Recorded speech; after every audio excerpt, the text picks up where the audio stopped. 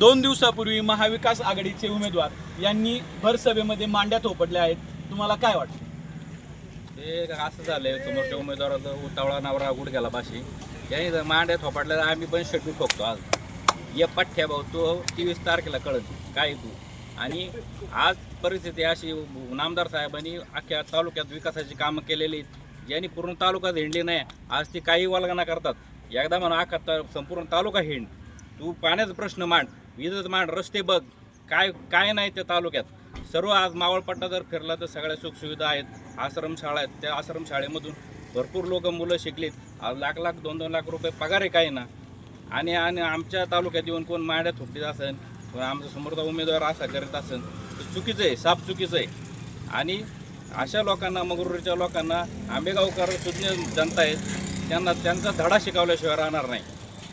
आणि याही बरोबर याही पुढं इथून मागचा इतिहास जर काढला तर लोकांना खूप त्रास दिलेली व्यक्ती आहे समोरची आमची.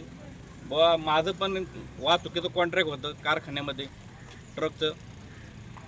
ज्यावेळेस ते खासदारकीला पडले 2 दिवस माझी फाईल बाजूला काढून ठेवली होती. म्हणजे दीपकने कोणचं काम केलं चेक करा. आज कारखान्याचं काही काम असलं लोक वावरात जायची त्यावेळेस भेटायला, कारखान्याचं काम आहे का, ऑफिसला या. म्हणजे त्या माणसाने परत पायपीट करत तिथं यायचं.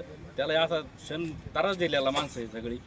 अशा प्रकारचे वृत्ती असणारी माणसं, ते काय झाले ना, ते गाणं काहीतरी आहे, दवा बघतीस तू माझ्याकडं, मला आमदार झाल्यासारखं वाटतं, अशी याची तर आहे. काही तुकडं हिंडातात बरोबर, त्यांना वाटत आहे आम्हाला चेअरमन करतील वगैरे वगैरे. हे तुम्ही बाकीच्या वर्गांना करूच नका आमच्या पुढं. आणि हे परत मांड्या विंड्यात शेड्डू ठोकायला आमच्या समोर दाखवत नाही. IQ माहिती अशी आहे की कर्जत जामखेडवरून दिलीप वळसे पाटील यांना पराभूत करण्यासाठी मोठ्या प्रमाणात रसद पुरवण्यात आले आहे. याविषयी तुमचं काय मत आहे? नक्कीच या ठिकाणी जो डिंबे धरण आहे आणि या डिंबे धरणाचं पाणी रोहित पवारांना त्या ठिकाणी न्यायचं आहे. आणि याच्यासाठी पैशांचा खूप मोठा रोहित पवारांकडून या ठिकाणी वापर होतो आहे. आणि साहेबांना, दिलीपराव वळसे पाटील साहेबांना या ठिकाणी पाडण्यासाठी कर्जतून मोठी टीम या ठिकाणी तालुक्यात सक्रिय आहे. परंतु आंबेगाव तालुका सुज्ञ आहे.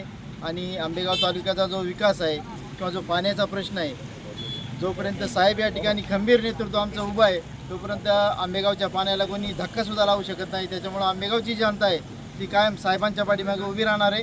आणि एक पाण्याचा थेंबही या ठिकाणी आंबेगावची जनता आणि आमचे साहेब कोणाला नेऊन देणार नाही याची खात्री आम्ही या ठिकाणी देतो. या ठिकाणी आपण पाहू शकतो वळसे पाटील यांच्यावरती जे वैयक्तिक आरोप होत आहेत, सर्वसामान्य लोक ते खोडून काढत आहेत. Doctor Atul Sable, zoom on news, Ambegaon.